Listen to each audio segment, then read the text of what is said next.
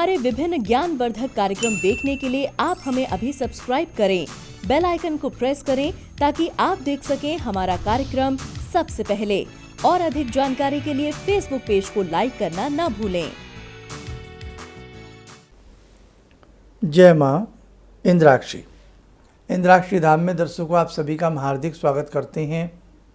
आज के दिन जिन जातकों का जन्मदिवस है, मैरिज एनिवर्सरी है, उन सभी को हमारी तरफ से बहुत बहुत शुभकामनाएं। आज का पंचांग 21 सितंबर सन 2020, दिन सोमवार, आश्विन माह, शुक्ल पक्ष, संवत 2077। तिथि आज पंचमी है, नक्षत्र विशाखा, राहु काल 7:30 से 9 और दिशा सूल पूर्व दिशा। आज हम बहुत ही गहरे सब्जेक्ट के ऊपर आपसे चर्चा करना चाहते हैं। सब्जेक्ट है कुंडली जागरण। क्या व्यक्ति अपनी कुंडली जागरण कर सकता है? क्या व्यक्ति की कुंडली जागृत हो सकती है? क्या कुंडली एक जन्म में जागरण होती है या कई जन्म लेने पड़ते हैं? क्या कहीं पर सीख करके कुंडली जागरण की जा सकती है? क्या किसी को पैसे दे करके कुंडली जागरण की जा सकती है? अनेकों सवालों का जवाब आपको इस छोटे से अंक में मिलेगा। आइए शुरू करते हैं। सबसे पहली बात, एक जन्म में कदापि कुंडली जागरण नहीं होती। कई कई जन्म लग जाते हैं कुंडली को जागरण करने के लिए। पूर्व जन्म के संस्कार संचित हों, अच्छे पूर्व जन्म की साधनाएं आपके पास संचित हों, तो इस जन्म में कुंडली जागरण करना संभव है। और उसके साथ साथ भी शर्त है कि बहुत अच्छे गुरु के निर्देशन में आप कुंडली जागरण करें। हमारे शरीर में 60 चक्र होते हैं। इन 60 चक्रों को भेदना, ये ताले खोलना हर व्यक्ति के बस की बात नहीं है। कहने को कोई कुछ भी कह दे। हमने अनेकों लोग देखे हैं कि साहब हमने कुंडली जागरण कर रखी है, हमने कुंडली जागरण कर रखी है। अनेकों लोग ये कहते पाए जाते हैं। अनेकों लोग आपको क्रियाएं सिखाने लगते हैं। अनेकों लोग आपसे पैसे की डिमांड करते हैं कि इतने पैसे हमें दो, आपकी कुंडली जागरण करवा देंगे। मुझे विश्वास नहीं है। मैंने जो प्रैक्टिकल देखा है कि ये कुंडली जागरण करना आम आदमी के बस की बात नहीं है। अब कुंडली जागरण में सबसे पहली बात क्या है कि कैसे होती है और इसकी शर्तें क्या हैं। हमारे कितने शरीर होते हैं? हमारे 3 शरीर होते हैं। हमारा जो दिखता है ये स्थूल शरीर, इसके अंदर सूक्ष्म और सूक्ष्म के अंदर कारण शरीर। आज के समय में जो ये शरीर आपको दिख रहा है इसे क्या कहते हैं? स्थूल शरीर। इसके अंदर सूक्ष्म, फिर कारण। आज के समय में ये स्थूल शरीर ही सुरक्षित रख पाना हर आदमी के बस की बात नहीं है। मेरी बात को मेरे दर्शक बड़े गौर से समझें। कितनी बीमारियां हर शरीर के अंदर लगी हुई हैं। ये शरीर स्वस्थ रखना हर आदमी के बस की बात नहीं है। जब ये शरीर स्वस्थ रखना हर आदमी के बस की बात नहीं है, तो कैसे हम सूक्ष्म शरीर पर विजय प्राप्त कर सकते हैं? और सूक्ष्म के बाद कारण तो भूल ही जाइए। हमारे शरीर में 3 नाड़ियां ऐसी होती हैं जो हमारे मेरुदंड में जिनका संबंध होता है। जैसे नासिका के 2 छिद्र, एक सूर्य स्वर, एक चंद्र स्वर।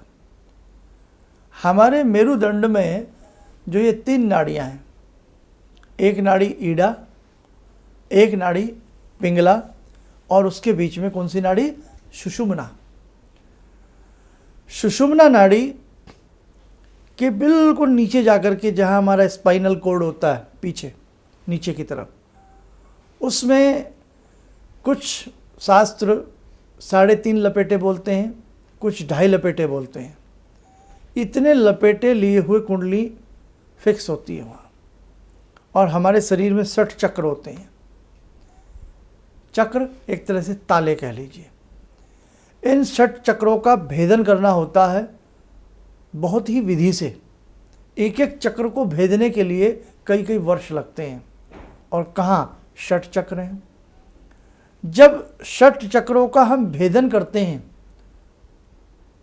और अपने सूक्ष्म शरीर तक की चेतना में हम चले जाते हैं, तो नीचे जो 2.5 लपेटे लिए हुए कुंडलिनी है वो फुसफुसाती हुई जागृत हो जाती है। और जिसकी कुंडली जागृत हो जाती है, ये समझ लीजिएगा ज्ञान विज्ञान अपरा परा सभी विद्याएं उसको हस्तगत हो जाती हैं। मोक्ष की प्राप्ति होती है उसे। पहली बात, इन 6 चक्रों का भेदन करना हर आदमी के बस की बात नहीं है। सूक्ष्म शरीर पर नियंत्रण पाना हर व्यक्ति के बस की बात नहीं है। बहुत कड़े नियम होते हैं। हमारा आहार कैसा है, हमारा विहार कैसा है, हमारा ब्रह्मचर्य कैसा है, हमारी भाषा कैसी है, हम झूठ ना बोलें, हम सत्य का आचरण करें, हम यम नियमों का पालन करें। बहुत सारी ऐसी कठोर बातें हैं जो आम आदमी के बस की नहीं है। आम आदमी के बस की नहीं है। आप पूजा कर सकते हैं, भगवान को प्रसन्न कर सकते हैं, 100 बातें हैं, लेकिन कुंडलिनी जागरण करना नॉट चाइल्ड्स प्ले, बच्चों का कार्य नहीं है। कई कई जीवन निकल जाते हैं। हमारे परम पूज्य गुरुदेव पंडित श्री राम शर्मा जी, स्वयं उनका अनुभव है कि 3 जन्मों के बाद उनकी कुंडली जागरण हुई। और भी हमारे देश में ऐसे कई संत हैं जिनकी कुंडली जागरण है, लेकिन वो बताते नहीं हैं, क्योंकि ये एक बहुत बड़ा रहस्य है। इसको जितने भी हमारे युग पुरुष हुए हैं, हमारे ऋषि हुए हैं, वो छिपाते हैं। और खाली बर्तन हमेशा बजता है ना। खाली भिगोने में चमचा डालें, बजता रहेगा। और भिगोने में भरा हुआ भिगोना खीर का हो, किसी चीज़ का हो, तो चमचे की आवाज़ भी नहीं आएगी इतनी। तो खाली जो बर्तन है वो बजते हैं कि साहब हमारी कुंडली जागरण है, हमारी कुंडली जागरण है, तुम्हारी भी करा देंगे, लाओ 2 लाख रुपया। ऐसा भी हमने देखा है, सुना है। तो मेरे दर्शकों, कुंडली जागरण करना एक बहुत बड़ा कार्य है और बहुत श्रेष्ठ कार्यों में से इसे माना जाता है। योग के माध्यम से और अनेक और इसके नियम हैं। मैं यहाँ कुंडली जागरण करने की विधि नहीं बता रहा आपको, लेकिन आपकी भ्रांति दूर कर रहा हूँ कि आज का समय वो आ गया है, छलियों का समय है। हमारे साथ छल कपट होती है। कोई भी व्यक्ति आए और कह दे साहब हमारी तो कुंडली जागरण है, बस हम तो बहुत बड़े गुरुजी बन गए। हवा में ऐसे हाथ हिलाया, हवा में सोने की चैन आ गई, हाथ हिलाया अमरूद आ गया। आप नहीं समझते इनके पीछे क्या टेक्निक कार्य करती है। हम ऐसा कर क्यों रहे हैं? हम ऐसे हवा में हाथ हिला के आपको अमरूद क्यों खिला रहे हैं? हवा में हाथ हिला के पेन क्यों दिखा रहे हैं? हम क्या चाह रहे हैं? हमारी मनसा क्या है? ये तो जादू दिखाना हुआ। हम जादू दिखा रहे हैं आपको? हम जादूगर हैं? क्या हमारे ऋषि ऐसा करते थे? कभी सुना आपने? क्या वेद व्यास जी ने ऐसा किया? महर्षि वाल्मीकि जी ने ऐसा किया? तुलसीदास जी ने ऐसा किया? चाणक्य ने ऐसा किया? वांग भट्ट जी ने ऐसा किया? चरक जी ने ऐसा किया? अंगिरा जी ने ऐसा किया? गर्ग ऋषि ने ऐसा किया? पराशर जी ने ऐसा किया? मैं आपको अनेकों अपने संत, अपने प्रातः स्मरणीय गिनवा सकता हूँ जिन्होंने इस प्रकार के छुमंतर वाले चमत्कार नहीं किए। रामकृष्ण परमहंस आराम से लेटे हुए थे। शिष्य हाँफता हाँफता आया, बोला अरे गुरुजी कमाल हो गया। बोले क्या कमाल हुआ बेटा? सांस तो ले ले, तनिक सांस ले, सांस चढ़ रही है तेरी, बोल क्या हुआ? बोले गुरुजी मैंने देखा एक संत गंगा पर चल करके गंगा को पार कर लिया, उन्होंने नदी को पार कर लिया। बोले अच्छा। बोले और तू कैसे आया उस पार से? बोले मैं नाव में बैठा। बोले कितने पैसे दिए नाव वाले को? बोले 2 पैसे। कि तूने नाव कितने पैसे में पार की? बोले 2 पैसों में। तो बोले 2 पैसे में जब तू साधारण व्यक्ति नाव पर पार कर सकता है, तो जो ऐसा खेल दिखा रहा है पानी पे चल के, उसकी सिद्धि कितने पैसे की हुई? 2 पैसे की सिद्धि हुई। तो मेरे दर्शकों, मेरे साधकों, जागरण का समय है, अनुभव का समय है, परिपक्वता का समय है। इस प्रकार के जाल में ना फंसें, इस प्रकार के नेटवर्क को समझ करके ये न समझें कि ये बहुत बड़ी चीज़ है कोई। कर्ण पिशाचिनी की सिद्धि मात्र 40 दिन की होती है। वार्ताली की सिद्धि होती है, बहुत अच्छी सिद्धि होती है। उसका अनुभव मुझ जैसे छोटे से साधक ने भी किया है, लेकिन मुझे मुक्त होना पड़ा उस साधना से। कर्ण पिशाचिनी की साधना एक और होती है। कर्ण पिशाचिनी की साधना शमशान में भी होती है, वीराने में भी होती है, खंडहर में भी होती है। और कर्ण पिशाचिनी जब सिद्ध होती है तो ये साधक के कान में बताती है। किसी के भी भूत का तो बहुत अच्छे से बताती है ये, यानी कि उसका बीता हुआ समय। जिसको ये सिद्ध होती है तो वो कान हमेशा ऐसे करके रखता है। क्यों? वो कान में बोलती है, कान में बोलती है। जैसे आप दरवाजे पे आएंगे, मिसाल के तौर पे आपका राम नाम जो है वो राम नारायण है, तो वो बता देगी देखो अभी एक व्यक्ति तुम्हारे पास आ रहा है, उसका नाम राम नारायण है, वो किसी से पीछे लड़के आ रहा है, आज उसकी पत्नी ने उसे खाना भी नहीं दिया। तो जैसे ही तुम्हारे सामने वो व्यक्ति आएगा, वो कान में तुम्हारे बोल चुकी है। आपने कहा आओ बेटा राम नारायण। अरे गुरुजी आप तो मेरा नाम जान गए, आप तो बहुत बड़े साधक हैं। हमें तो बेटा ये भी मालूम है कि तुम रास्ते में लड़के आ रहे हो। अरे गुरुजी, अरे बेटा हमें तो ये भी मालूम है आज बीवी ने तुम्हें खाना नहीं दिया। तो देखो भाई कैसा तमाशा आता है, जब इतना कोई बता दे तो साहब हम तो पैर ना छोड़े। तो इस प्रकार की जो सिद्धियां होती हैं, ये क्षणिक सिद्धियां होती हैं।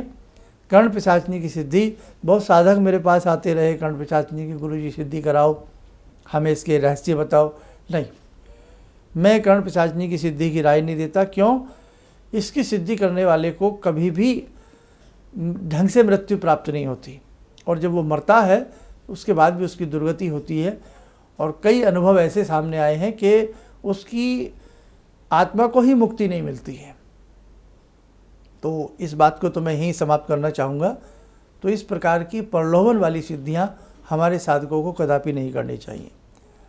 और बहुत सारी साधनाएं हैं, किसी अच्छे गुरु के निर्देशन में सीखी रहिए, लेकिन कुंडलिनी जागरण करना ये इतना आसान नहीं है।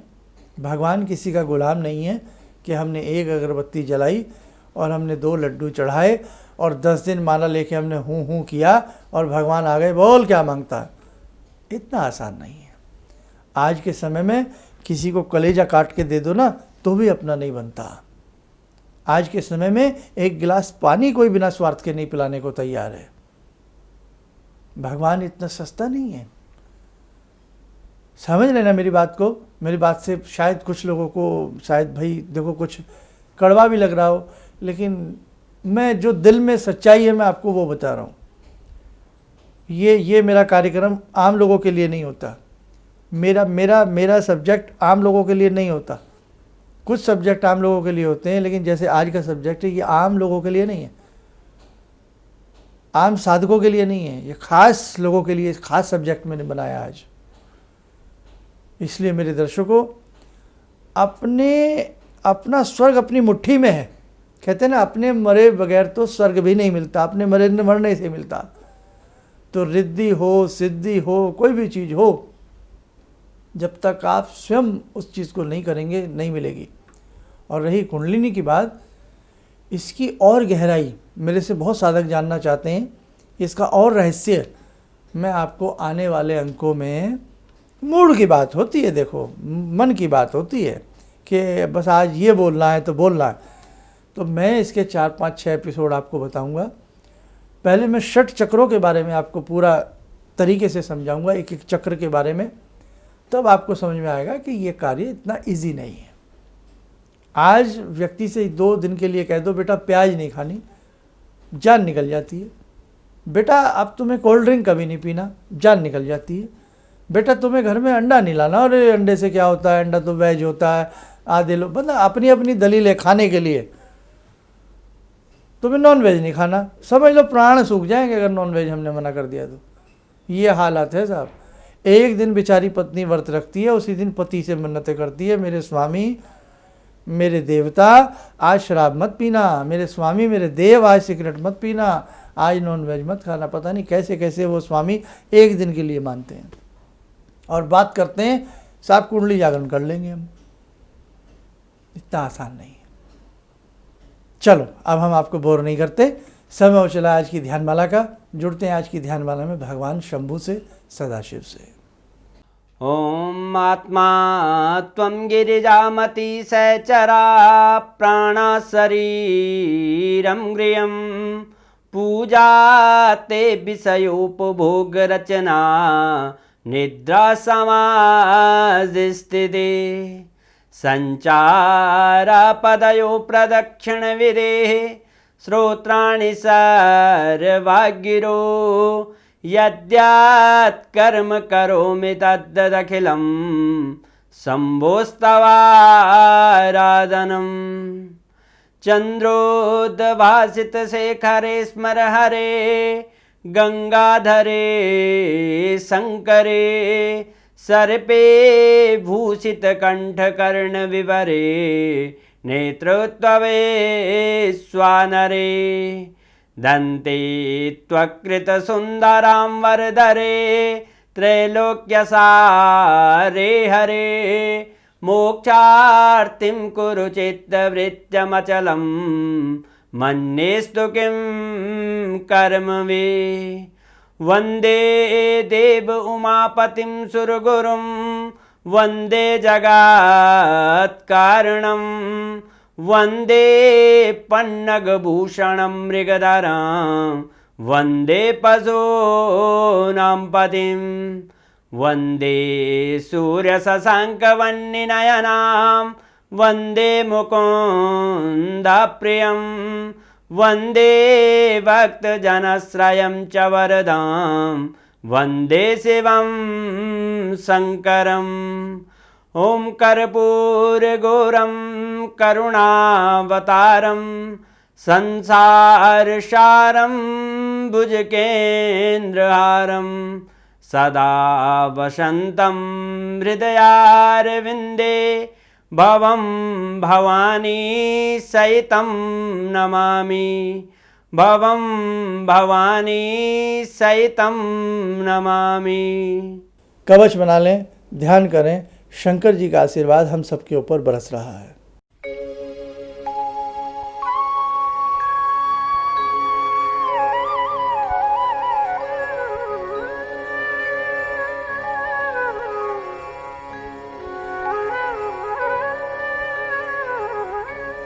ओम बोलते हुए नेत्र खोलें, सामान्य हो जाए।